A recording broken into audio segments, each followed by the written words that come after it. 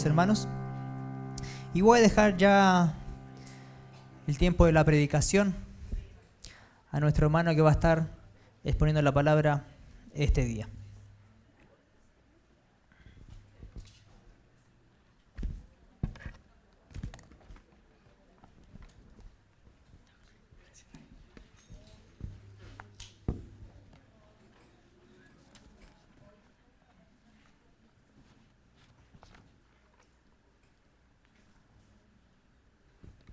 Bien, muy buenas, no sé qué hora es.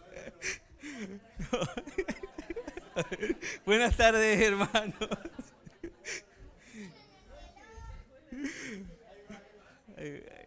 Sí, era buenas tardes, bueno, muy buenas tardes, hermanos. Como menciono habitualmente cuando me ha tocado enseñar, es un gusto poder poner las verdades bíblicas, porque primero el Señor habla a uno y después lo que el Señor le habló a uno es lo que uno trata de comunicar. Como se ha mencionado, nuestro pastor está en Argentina, así que me indicó que pudiera seguir yo con el estudio que estamos realizando de Marcos. Así que vamos a ir a Marcos, capítulo 4. Y nosotros seguiremos considerando la sección que va desde el versículo 1 al versículo 9.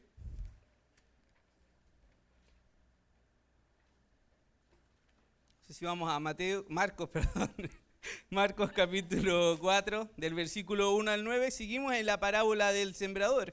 Nosotros en la semana pasada ya tuvimos al pastor Víctor que empezó a presentar lo que es esta parábola y veíamos que nos indicó qué era la parábola del sembrador, explicó las generalidades, nos puso en contexto de lo que era la historia del sembrador.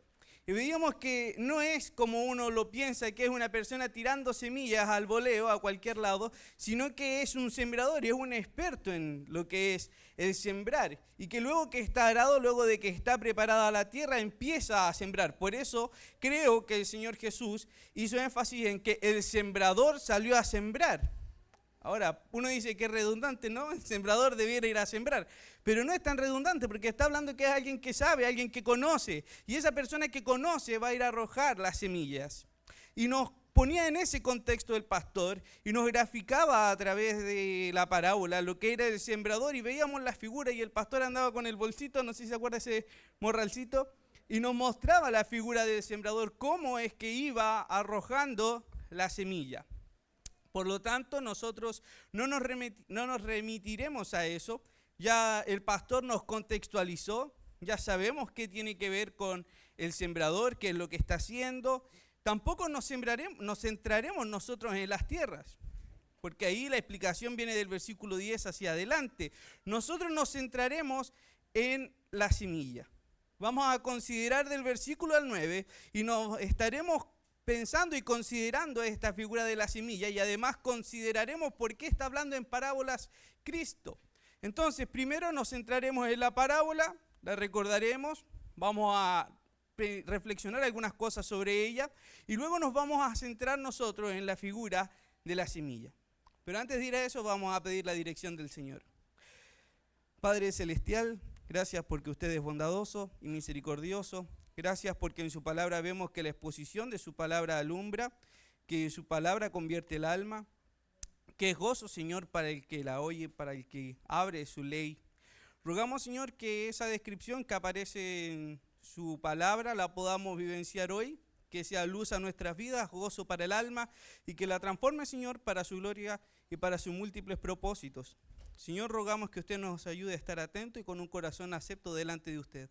Imploramos, Señor, que usted hable en nuestra vida a través de su Santo Espíritu. Ayúdeme, Señor, a mantenerme fiel a usted, fiel a su palabra, a poder exponer solamente lo que dice el texto bíblico. Rogamos que usted hable a nuestras vidas, que, como decíamos, que su palabra ilumine nuestras vidas. Y ayúdeme, Señor, a no estorbar con esa luz. Ayúdeme, Señor, a que yo no sea un estorbo para el mensaje de su palabra. Ayúdeme, Padre, supla mi debilidad y mis carencias. Lo rogamos en el nombre de Jesús. Amén. Bien. Entonces, la parábola del sembrador. Lo primero que vamos a hacer, gracias, papi. Lo primero que vamos a hacer es ver la parábola. Vamos, del versículo 1 al 9 dice: otra vez comenzó Jesús a enseñar junto al mar, y se reunió alrededor de él mucha gente, tanto que entrando en una barca se sentó en ella en el mar. Y toda la gente estaba en tierra junto al mar, y les enseñaba por parábolas muchas cosas, y les decía en su doctrina: oíd, he aquí el sembrador salió a sembrar, y al sembrar aconteció que una parte cayó junto al camino, y vinieron las aves del cielo y la comieron. Otra parte cayó en pedregales donde no tenía mucha tierra, y brotó pronto porque no tenía profundidad de tierra. Pero salido el sol se quemó, y porque no tenía raíz, se secó. Otra parte cayó entre espinos, y los espinos crecieron y la ahogaron y no dio fruto. Pero otra parte cayó en buena tierra y dio fruto, pues brotó y creció y produjo a 30, a 60 y a 100 por uno. Entonces les dijo: el que tiene oídos para oír, oiga. Esa es la sección que nosotros consideraremos. Ahora, lo primero que podemos notar en el versículo 2 es que dice que les enseñaba por parábolas muchas cosas, y ahí debiéramos preguntarnos: ¿y por qué Cristo está enseñando en parábolas? Bueno, porque Él quiso enseñar en parábolas. La parábola era un método de enseñanza muy usado en la cultura judía, era conocido para ellos. La parábola es un método de enseñanza basado en la analogía y en la alegoría. Es decir, lo que Cristo está haciendo es dar una representación simbólica. Está metaforizando alguna verdad. Eso es una parábola. Una parábola es un recurso común, es una forma de enseñanza en donde yo estoy contando una historia, pero esa historia tiene un significado aún mayor. Hay una representación. Cristo no está contando la historia de un sembrador que sale a sembrar y que una semilla germinó, la otra no. Es más profundo que eso. Hay una profundidad porque es una parábola. Para nosotros no estamos tan acostumbrados a las parábolas, pero sí tenemos un texto un poco similar, que son las fábulas. La fábula hace eso, es una representación, hay una analogía, una alegoría de una historia. Todos conocemos, yo creo, la historia de la liebre y la tortuga, que está la tortuga que entra en una carrera con la liebre sale disparada, y antes de llegar se pone a descansar, duerme, y finalmente la tortuga, que va lenta, termina por ganarle. Ahora, ¿es una historia de una tortuga que le ganó una liebre solamente? No, hay una historia detrás. Habla acerca de la perseverancia, el esfuerzo, a no confiarse, a seguir hasta al final, a ser perseverante. Eso es una analogía, es una imagen que yo tengo que reflexionar y yo tengo que pensar en lo que quiere decir la historia. Ahora, esa es una fábula y la parábola es algo similar. Va a presentar una historia y esa historia tiene algo que hay que encontrar.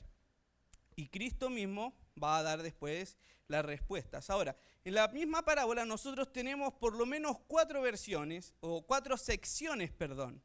Del versículo 3 al 8 tenemos la parábola, tenemos la historia, el sembrador sale a sembrar.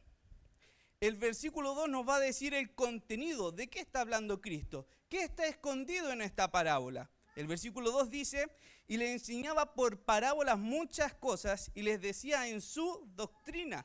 Por lo tanto, esta parábola tiene la doctrina y las enseñanzas de Jesús. No es la historia de alguien que sale a sembrar. Es una historia que tiene en sí las enseñanzas y la doctrina del Cristo. El versículo 1 nos da el contexto, vemos que era algo común, era algo frecuente. Y el versículo 9, Cristo va a hacer un llamado de atención: el que tiene oídos para oír, oiga.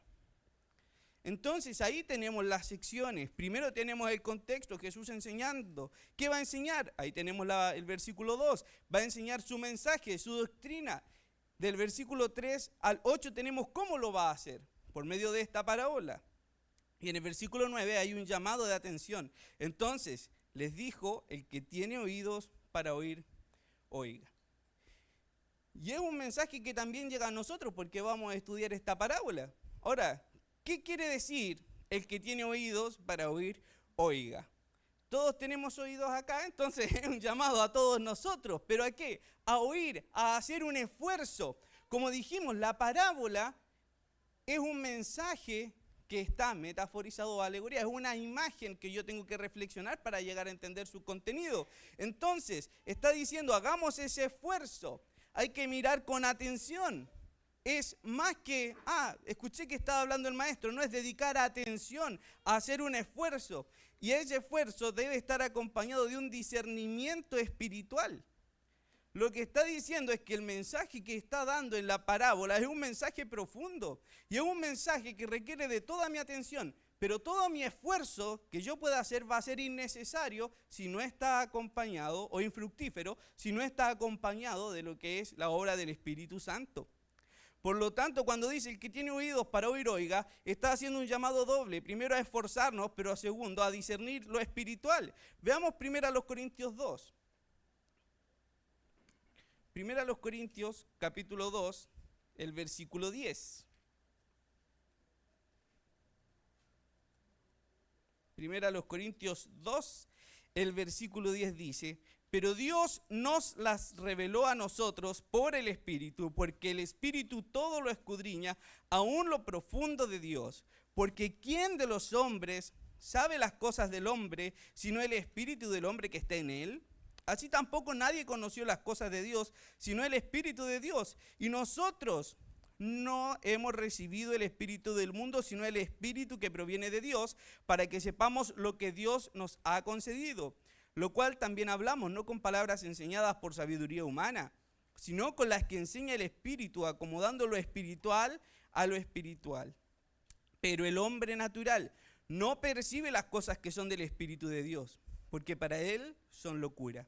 Y no las puede entender porque se han de discernir espiritualmente. Por eso es el llamado que hace Cristo. Cuando dice el que tiene oídos para oír, oiga, está haciendo un llamado a esforzarnos en la comprensión, pero no es un esfuerzo humano que yo tengo que hacer. Tengo que poner de mi parte, sí, pero esa parte va a ser infructífera si no está el Espíritu Santo obrando en el corazón de la persona que oye la parábola. Por eso tenemos a los fariseos. ¿Quién era más estudioso que los fariseos? Nadie. ¿Quién conocía más las Escrituras que ellos? Nadie. Pero ¿por qué ellos no lograban entender la parábola? Porque es una obra del Espíritu en el corazón del hombre, haciendo comprender lo que quiere decir Cristo. Y tenemos un ejemplo, vamos a Mateo 16. Cuando llegamos a Mateo 16, nos vamos a dar cuenta que hay una pregunta que está haciendo Cristo. Mateo 16, versículo 13. Dice: viniendo Jesús a la región de Cesarea de Filipo, preguntó a sus discípulos diciendo: ¿quién dicen los hombres que es el Cristo? ¿Quién dicen los hombres que es el Hijo del Hombre? ¿Quién soy yo? Está preguntando. Y como vimos en la escuela dominical con nuestro hermano César, vieron todos los milagros. Todos sabían que las profecías decían que el Cristo iba a venir y iba a hacer milagros. Cuando Juan el Bautista le pregunta a Jesús: ¿eres tú el que había de venir o esperamos a otro? Cristo le responde: los ciegos ven, los cojos saltan, los mudos hablan, porque la presencia de Dios estaba marcada por los milagros. Entonces, pregunta: ¿quién dicen los hombres que es el Hijo del Hombre? Unos dicen que es el Juan el Bautista, ahí en el versículo 14, otros dicen que es Elías, otros Jeremías o alguno de los profetas. Y ahí viene la pregunta de Cristo: y ahora ustedes, ¿quién decís que soy yo? En Mateo 16, 16 dice: respondiendo Simón Pedro dijo: tú eres el Cristo, el Hijo del Dios viviente. ¿Cómo es que Pedro supo esto? Pensemos que Pedro probablemente era una persona simple en la época, era un pescador. No era como los fariseos, no era como los escribas, ni siquiera como los saduceos, era un pescador. Su trabajo es ir al mar a pescar, un trabajo incluso medio solitario, porque para pescar se necesita uno, no se necesita más, se necesita la canoa y la red. Ahora, como trabajaban con redes, usualmente iban en grupo, pero es un trabajo en donde es esperar a que vengan los peces, que estén en la red, recogerlos y volver a la playa, a la costa. Pero ¿cómo el apóstol Pedro dice: tú eres el Cristo, el Hijo del Dios viviente? Ahí viene la respuesta que da Cristo: bienaventurado eres Simón, hijo de Jonás, porque no te lo reveló carne ni sangre, sino mi Padre que está en los cielos. Por lo tanto, el Cristo, acá en Marcos 4, está haciendo un llamado a considerar la parábola, pero no desde una vista humana. Desde una vista humana es un hombre que sale a sembrar y que algunas semillas germinan, las otras no. Bueno, así se da, uno podría decir, así es la vida. A veces uno trabaja, algunos esfuerzos fructifican y otros no. Podríamos decir, bueno, así es el trabajo, po. O cuando uno va a buscar trabajo, uno da currículum en distintos lugares. Algunos salen, otros no, así es la vida. Esa es una mirada humana de la parábola. ¿Pero eso es lo que Cristo está comunicando? No. Por eso hace un llamado, dice, el que tiene oídos para oír, oiga. ¿Y cómo va a poder oír? Va a oír siempre y cuando el Espíritu habla al corazón. En el ejemplo de Mateo vemos que hay un esfuerzo de parte de Pedro, hay un deseo por conocer, está junto a su maestro, está junto al rabí. Y viene la obra del Espíritu Santo y da esa obra divina. Entonces, teniendo eso en mente, podemos ahora recién ir a la parábola. Vamos a tratar de comprender qué es lo que está tratando de decir Cristo. ¿Qué quiere decir? Y nos vamos a centrar solamente en la figura de la semilla. ¿Qué es la semilla? ¿Qué quiere decir cuando Cristo dice que el sembrador sale a sembrar y que arroja la semilla y que una parte cae en el camino, la otra en pedregales, la otra cae sobre la tierra, la otra profundiza en la tierra? ¿Pero qué es la semilla? Si uno ve Lucas 8:11, como ustedes bien dijeron, es la palabra de Dios. Lucas 8:11 va a decir que la semilla era la palabra. Cristo está hablando de un sembrador que esparce semillas. ¿Y qué es la semilla? La semilla es la palabra de Dios. ¿Y cuál era la palabra de Dios? El mensaje de Jesús. ¿Y qué es lo que está siendo sembrado en ese instante? ¿Cuál es el mensaje que está dando Cristo? El mensaje que está dando Cristo no es otro que el Evangelio. Es el mensaje del reino. Por lo tanto, cuando dice que el sembrador sale a sembrar y arroja las semillas, lo que está siendo enviado es el mensaje, y es el mensaje de Jesús, lo que se ha denominado el mensaje del reino. Vamos a Marcos capítulo 1, por favor. ¿Cuál es la semilla? La palabra de Dios. ¿Y cuál era la palabra de Dios? Escuchémoslo de Dios mismo. Marcos 1, versículo 14. Después de que Juan fue encarcelado, Jesús vino a Galilea, predicando el evangelio del reino de Dios. Ahí está el mensaje. ¿Qué era lo que se estaba anunciando? ¿Qué era la semilla? El evangelio del reino de Dios. ¿Y qué es el evangelio del reino de Dios? Porque suena como complejo, suena, ¿qué querrá decir el evangelio del reino de Dios? ¿Es un evangelio distinto al que escuchamos hoy día? Nos damos cuenta que no, porque en el versículo 15 dice, el tiempo se ha cumplido, el reino de Dios se ha acercado, arrepentíos y creed en el evangelio. Esa es la semilla. No sé si ha visto usted que BBN tiene estas semillas y que son unos folletitos verdes chiquititos y qué hermoso que se llame semilla, porque es el evangelio que uno va entregando a las personas. Esa es la semilla. Ahora, ¿cuál es el contenido de la semilla? Podríamos decir, ¿cuál es el sabor de la semilla? ¿Cuáles son las notas? Aquí la está dando Cristo. El tiempo se ha cumplido, el reino de Dios se ha acercado, arrepentidos y creed en el evangelio. Ahora, ¿qué quiere decir este mensaje? Ya lo desplegamos nosotros en la escuela dominical, pero vamos a hacer un recordatorio. El mensaje de Cristo se compone de 4 partes. La primera parte dice, el tiempo se ha cumplido. ¿Qué quiere decir? Llegó el momento. Este es el instante, es el momento que todos estábamos esperando. Pensémoslo así, hoy día es el Día del Padre. Feliz día a todos los padres, feliz día a mi papi especialmente. Pero es el día de todos los padres. Están esperando su día, esperando este día en donde son reconocidos. Así los judíos se encuentran esperando, están esperando un día especial y Cristo les está diciendo, este es el momento, es ahora. Pensemos en Gálatas 4:4, dice que cuando vino el cumplimiento del tiempo, Dios envió a su Hijo. Es ese momento, era esa instancia, ahí está siendo proyectado. Cuando vino el cumplimiento del tiempo, Dios envió a su Hijo. Está hablando del nacimiento virginal del Salvador. Entonces Cristo le está diciendo, hoy es el tiempo. Entonces cuando está hablando de la semilla es el mensaje de Cristo. ¿Y cuál era el mensaje de Cristo? Que llegó el momento, llegó el tiempo en donde Cristo estaba entre ellos.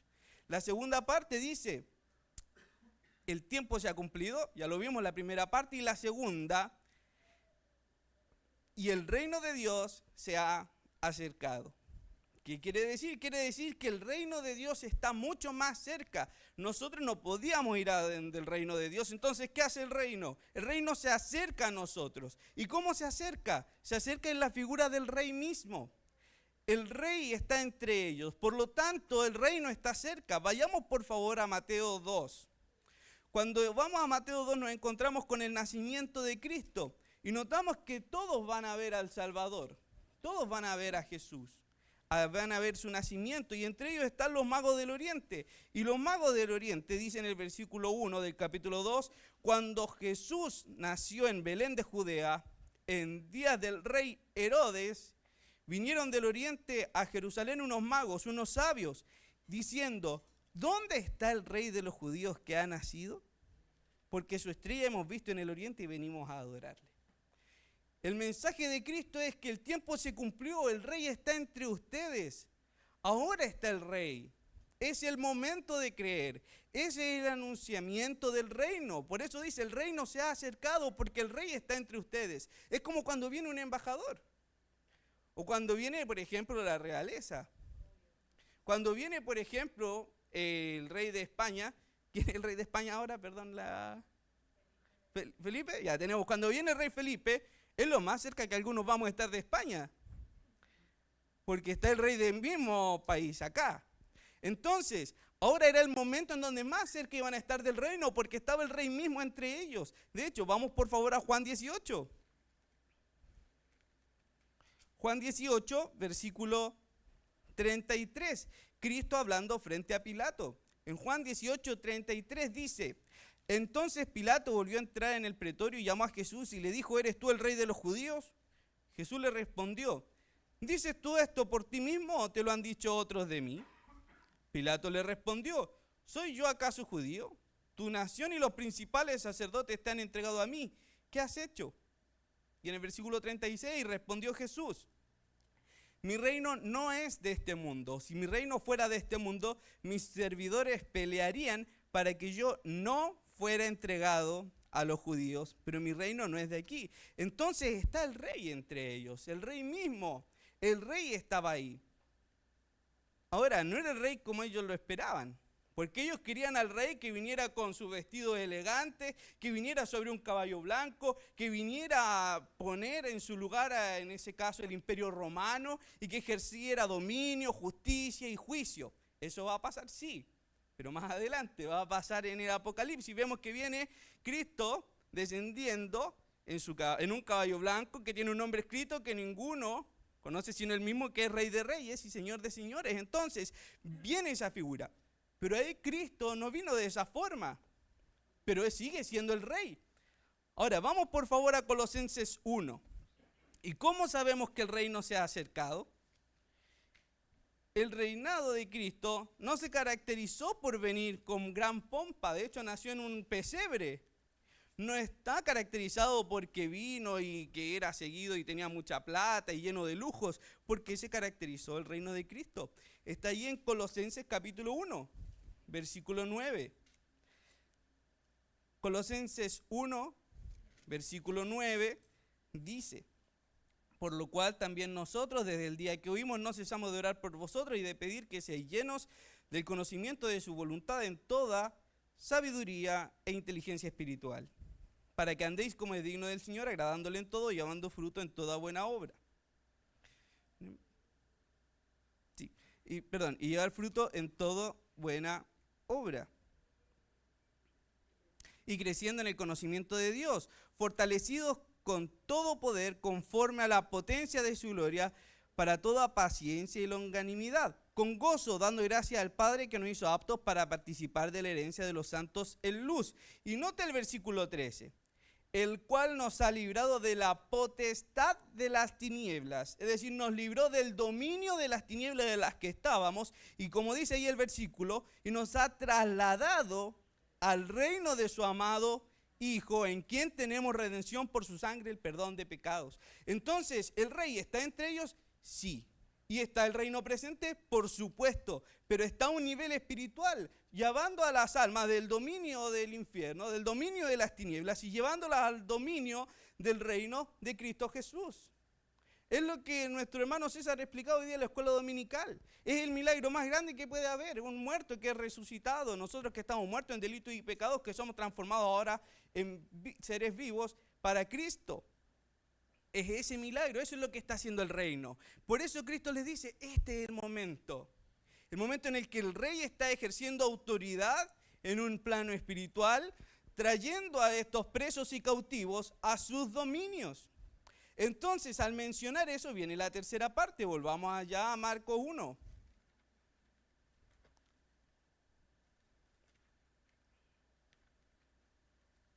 Marcos capítulo 1.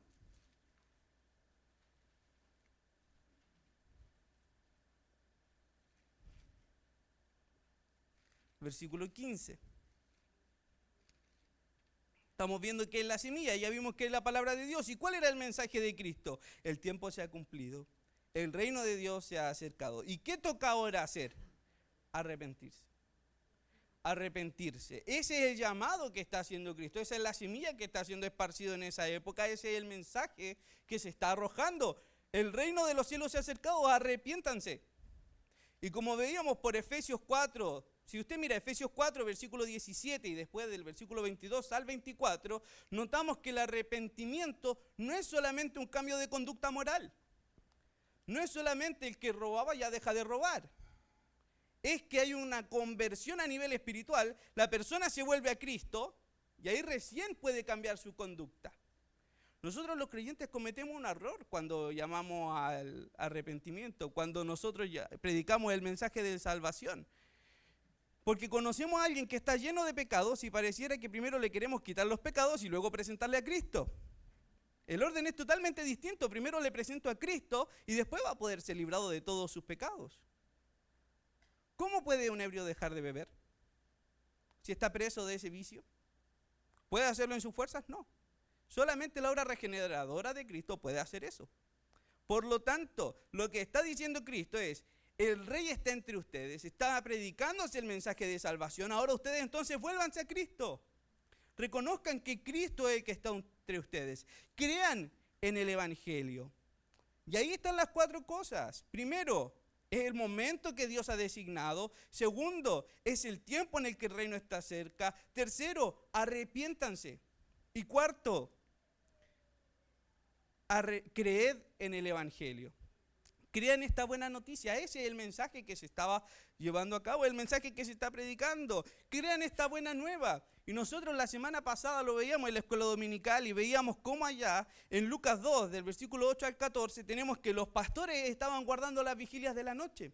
Y se aparece un ángel y dice: gloria a Dios en las alturas, porque ha nacido Cristo. Y aparece un coro de ángeles, un grupo angelical diciendo: gloria a Dios en las alturas y en la tierra paz, buena voluntad para con los hombres. Es una buena noticia porque es una noticia que trae paz. Es una noticia que habla de la buena voluntad, del favor de Dios para con nosotros. Entonces, ahora sí, vayamos a Marcos 4. Marcos 4. En el versículo 3 dice: oíd, he aquí el sembrador salió a sembrar. Y al sembrar, ¿qué está sembrando? La semilla. ¿Y cuál es la semilla? La palabra de Dios. ¿Y cuál era la palabra de Dios? El mensaje de salvación que hemos leído. Es la anunciación de que Cristo estaba entre ellos, llevando a muertos a vida, transformando a pecadores en santos. Esa es la semilla, esa es la palabra. Ahora, ¿qué características tiene? Ya notamos lo que era el mensaje de Cristo, pero Marcos 4 va a seguir hablando de esta semilla. Vamos por favor ahí al versículo 26. Cristo decía además: así es el reino de Dios, como cuando un hombre echa una semilla en la tierra y duerme y se levanta de noche y de día y la semilla brota y crece sin que él sepa cómo. Porque de suyo lleva fruto la tierra, primero hierba, luego espiga, después grano lleno en la espiga, y luego el fruto está maduro y enseguida se mete la hoz porque la siega ha llegado. Es algo que produce fruto, no es algo que se muere. Dice ahí que el reino de Dios es como un hombre que echa la semilla. De nuevo está la figura. ¿Y qué pasa con la semilla? La semilla brota, crece, lleva fruto y luego se espiga. Hay un crecimiento, entonces es un mensaje que produce fruto. Cuando pensamos en la semilla que está arrojando el sembrador, es una semilla buena. Es una semilla que puede producir fruto y que me llama la atención que aquí, como dice, que no sabe cómo va produciéndose el crecimiento. Dice: cuando un hombre echa la semilla en la tierra y duerme y se levanta de noche y de día, y la semilla brota y crece sin que él sepa cómo. Ese es el mensaje que está dando Cristo. Es un mensaje que va a producir una transformación. Es un mensaje que produce fruto. ¿Y cómo lo hace? No sabemos. ¿Cómo es posible que nosotros estemos acá un domingo en la mañana? No sabemos, ¿cierto? Yo creo que la mayoría de aquí, si fuera por nosotros, estaríamos en otros quehaceres. O estaríamos durmiendo, celebrando el Día del Padre. Estaríamos en otra actividad, en otros menesteres. ¿Pero por qué estamos acá? Porque hay una transformación. ¿Y cómo lo hizo el Señor? No tenemos idea. Tenemos al apóstol Pablo. Era un asesino. Cuando el apóstol Pablo dice que me salvó a mí, que dice que el primero de los pecadores, ¿por qué él se considera así? Porque él estaba matando cristianos en la época, po. O sea, pensemos que fuéramos una iglesia de la época y nos dicen, viene el apóstol Pablo, yo me voy de la ciudad. Gracias, pero no, yo me voy. ¿Sigo siendo cristiano? Sí, pero en otra ciudad, lejos de Pablo. Ahora, ese Pablo, ese Saulo, perseguidor de la iglesia, él fue y llevaba las cartas para apresar a los creyentes, a los cristianos. Yo lo veo como un mercenario que anda buscando a creyentes para eliminarlos. Tenemos al mismo Esteban. ¿A quién fueron echados los vestidos de Esteban? A los pies de un joven que se llamaba Saulo. Entonces ahora ese perseguidor, ese asesino, ¿cómo se convierte en el escritor más prolífico de la Biblia? Porque tiene 13 cartas el apóstol Pablo. ¿Cómo se convierte en alguien que logra llevar a otro al arrepentimiento? ¿Cómo tenemos al mismo apóstol Pablo que va a decir que debemos ir a él, que debemos convertirnos a Cristo? El mismo apóstol Pablo que dice, sed imitadores de mí como yo de Cristo. Una vida totalmente transformada. Ahora, ¿cómo puede pasar eso? ¿Cómo puede ser ese posible? Ahí está el poder de Dios. Y ahí está esa semilla que es plantada. ¿Y cómo lo hace Dios? Como dice acá, uno no tiene idea, pero el Señor lo hace. Es una obra divina. Si seguimos leyendo, ¿qué otra característica tiene esta semilla? En el versículo 30 dice, decía también, ¿a qué haremos semejante el reino de Dios? ¿O con qué parábola lo compararemos? Es como el grano de mostaza, que cuando se siembra en tierra es la más pequeña de todas las semillas que hay en la tierra. Pero después de sembrado crece y se hace la mayor de todas las hortalizas y echa grandes ramas de manera que las aves del cielo pueden morar bajo su sombra.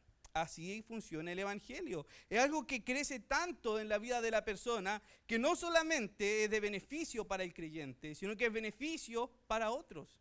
Es de bendición para los otros. Pensemos acá, dice que el reino de Dios es como esta semilla que germina en la tierra. ¿Y qué pasa después? ¿Solo beneficiado el que recibió la semilla? No, sino que vienen las aves del cielo y pueden morar bajo su sombra.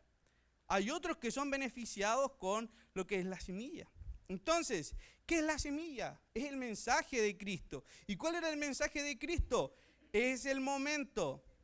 Arrepentidos, porque el reino de los cielos se ha acercado. Crean el Evangelio. ¿Y cómo era ese mensaje? Era un mensaje poderoso que hacía fructificar en las personas, que hacía que la persona fuera transformada y no solamente la persona, llevaba bendición a todos. Esa es la semilla. Cuando acá está hablando de la parábola del sembrador, la semilla que está siendo implantada es el mensaje poderoso de Jesús. Y estamos en un momento interesante porque tenemos que Cristo es el mensaje, pero también es el mensajero en ese entonces. Entonces estamos en un momento pero especial. La semilla era la enseñanza de Cristo, es el mensaje del Señor Jesús que produce crecimiento, que se expande para bendición a otros. ¿Y cuál era el mensaje? El que vimos en Marcos 1, del 14 al 15. Y dijo que el tiempo se ha cumplido, el reino de los cielos se ha acercado. Arrepentidos, creed en el Evangelio. Uno dice, pero qué simple, son solo 4 palabras, 4 oraciones, 4 acciones, 4 cosas. Pero eso necesita solamente Dios. Ese es el mensaje de salvación. Ese fue el mensaje que estaba anunciando Cristo. Y si vamos a 1 Corintios, capítulo 3, vayamos allá, por favor. Fue el mensaje anunciado por Cristo. Entonces, cuando pensemos en la semilla, ¿qué es la semilla? Primero, la semilla fue el mensaje anunciado por Cristo. Y cuando llegamos a 1 Corintios, capítulo 3, versículo 1 al 9, el apóstol Pablo ahora hablando dice, de manera que yo, hermanos, no pude hablaros como espirituales, sino como a carnales, como a niños en Cristo. Os di a beber leche y no vianda, porque aún no erais capaces, ni sois capaces todavía. porque aún sois carnales. Pues habiendo entre vosotros celos, contienda y disensiones, ¿no sois carnales y andáis como hombres? Porque diciendo el uno, yo ciertamente soy de Pablo, y el otro, yo soy de Apolos, ¿no sois carnales? ¿Qué pues es Pablo? ¿Y qué es Apolos? Servidores, por medio de los cuales habéis creído, y eso según lo que a cada uno le concedió el Señor. Yo planté, Apolos regó, el crecimiento lo ha dado Dios. Así que ni el que planta es algo, ni el que riega, sino Dios que da el crecimiento.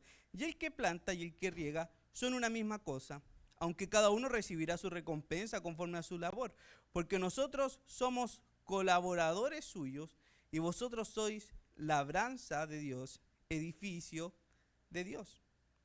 Es el mensaje que anunció aquí Pablo, el mensaje que anuncia Apolos. Es decir, la semilla es el mensaje que anunció Cristo y es el mensaje que anunciaron los discípulos y apóstoles del Señor. Y más aún, si uno sigue avanzando, llega primero a los Corintios 15, versículo 1. Primero a los Corintios 15, versículo 1 al 3. Además, os declaro, hermanos, el evangelio que os he predicado, el cual también recibisteis, en el cual también perseveráis, por el cual asimismo, si retenéis la palabra que os he predicado, sois salvos, si no creísteis en vano. Porque primeramente os he enseñado lo que asimismo recibí, que Cristo murió por nuestros pecados, conforme a las Escrituras, y que fue sepultado y que resucitó al tercer día, conforme a las Escrituras. Entonces, ¿qué es la semilla? Es el mensaje anunciado por Cristo, es el mensaje anunciado por los apóstoles de Cristo y sus discípulos, es el mensaje anunciado a las iglesias, es el mensaje anunciado a nosotros. Que Cristo murió por los pecados, conforme a las Escrituras, que fue sepultado y que fue resucitado. Es un mensaje que ha perdurado a lo largo del tiempo. El mensaje anunciado por Cristo, el mensaje anunciado por los discípulos y apóstoles, el mensaje anunciado a las iglesias, y hoy en día es el mensaje que nosotros anunciamos. Segunda a los Corintios, capítulo 5, versículo 16. De manera que nosotros, de aquí en adelante, a nadie conocemos según la carne, ni aun si a Cristo conocimos según la carne, ya no lo conocemos así. Versículo 17, de modo que si alguno está en Cristo, nueva criatura es, las cosas viejas pasaron, he aquí, todas son hechas nuevas. Y todo esto proviene de Dios, que nos reconcilió consigo mismo por Cristo y nos dio el ministerio de la reconciliación. Que Dios estaba en Cristo reconciliando consigo al mundo, no tomándole en cuenta a los hombres sus pecados, y nos encargó a nosotros la palabra de la reconciliación. Entonces, cuando pensamos, ¿y cuál es esta semilla de la que está hablando Cristo? ¿Cuál es la semilla que el sembrador salió a sembrar? Es el mensaje anunciado por Cristo mismo. Y era el mensaje de salvación. Es el evangelio. Y ese evangelio que fue predicado por Cristo, luego fue predicado por los apóstoles y los discípulos, fue anunciado a las iglesias, es el mensaje en el que perseveraron, y hoy en día es anunciado por nosotros. Ahora, ¿sabe qué es lo más hermoso de esto? Yo a propósito terminé en el 19. Nosotros tenemos un trabajo. Esa semilla que primero llegó a nosotros, ahora tiene que dar fruto y será anunciada a otras personas. Pero lo hermoso es que en ese ministerio que Dios nos ha encargado no estamos solos, porque veamos el versículo 20. Así que somos embajadores en nombre de Cristo. Como si Dios rogase por medio de nosotros, os rogamos en nombre de Cristo, reconciliados con Dios. Al que no conoció pecado, por nosotros lo hizo pecado, para que nosotros fuésemos hechos justicia de Dios en él. Lo hermoso de este pasaje es que esa semilla que Cristo estaba anunciando en ese preciso momento es el mismo mensaje que nosotros hoy día anunciamos. Y es como si Cristo estuviera hablando a través nuestro, porque dice que somos embajadores. Un embajador no habla por sí mismo, habla en nombre del que lo envió. Pero es más potente aún porque dice, os rogamos en nombre de Cristo. Y el versículo 20 dice, como si Dios rogase por medio de nosotros. Es decir, así como la gente en la época de Cristo escuchó el mensaje de salvación a través de los labios de Cristo, cuando usted anuncia el mensaje de salvación, anuncia esa semilla, es como si Cristo estuviera en usted anunciando el mensaje de salvación. Así de fuerte es lo que está diciendo. Así es esa semilla. Es una semilla que ha trascendido todas las épocas, que ha trascendido las eras. Es una semilla que llega hasta nosotros y que nosotros la anunciamos al mundo y que ofrece salvación a todo el que está perdido. Entonces, para ir cerrando, volvamos a Marcos capítulo 4.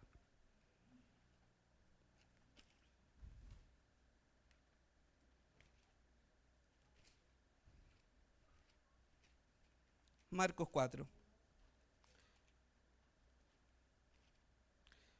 Desde el versículo 3 dice, oíd, he aquí el sembrador salió a sembrar, y al sembrar aconteció que una parte cayó junto al camino, y vinieron las aves del cielo y las comieron, y otra parte cayó en pedregales donde no tenía mucha tierra, y brotó pronto porque no tenía profundidad de tierra, pero salido el sol se quemó porque no tenía raíz y se secó.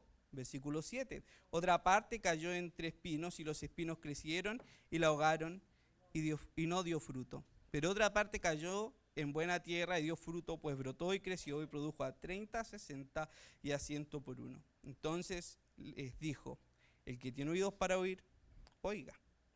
Esa es la parábola. Nosotros solo nos hemos centrado en la semilla, no hemos visto la tierra, no nos hemos centrado en el sembrador, ya lo vio el pastor. Hemos centrado solamente nuestra atención en la semilla.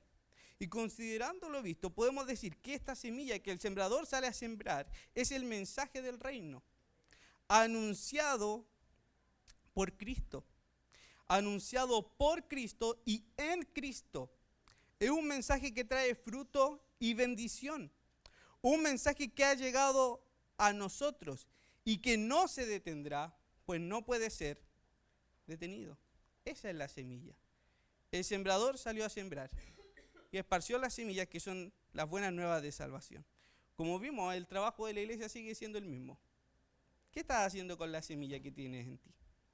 Vamos a 2 Tesalonicenses 3:1 para terminar con ese pasaje.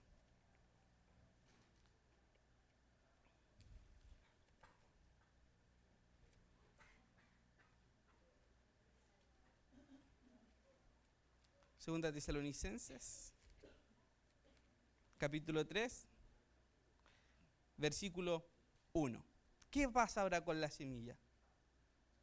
Por lo demás, hermanos, orad por nosotros, para que la palabra del Señor corra y sea glorificada así como lo fue entre vosotros.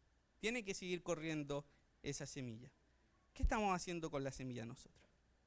Oremos para terminar. Padre Celestial, gracias porque hemos podido tener nuestra atención en lo que es la parábola del sembrador. Y Señor, solamente nos hemos enfocado en la semilla y hemos visto cómo es de bendición.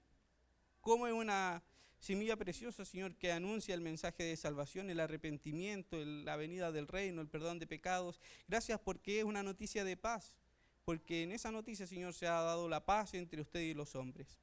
Rogamos, Señor, que así como decía el apóstol Pablo, que la palabra siga corriendo, rogamos que así su palabra pueda seguir corriendo a través de nosotros. Ayúdenos, Señor, a valorar esa semilla que tenemos y ayúdenos a querer esparcir, Señor, el mensaje del reino a través de todo el mundo. Ayúdenos, Señor, a cumplir con esta labor que usted nos ha enviado, porque así como Cristo anunció el mensaje del reino, así como los apóstoles, así como los discípulos, así como las primeras iglesias anunciaron el mensaje de salvación, usted nos ha comisionado también a nosotros a hacerlo. Ayúdenos, Señor, a hacerlo fielmente. Y gracias, Señor, por este bendito don que tenemos de poder anunciar las buenas de salvación al mundo. Lo agradecemos en el nombre de Cristo Jesús. Amén.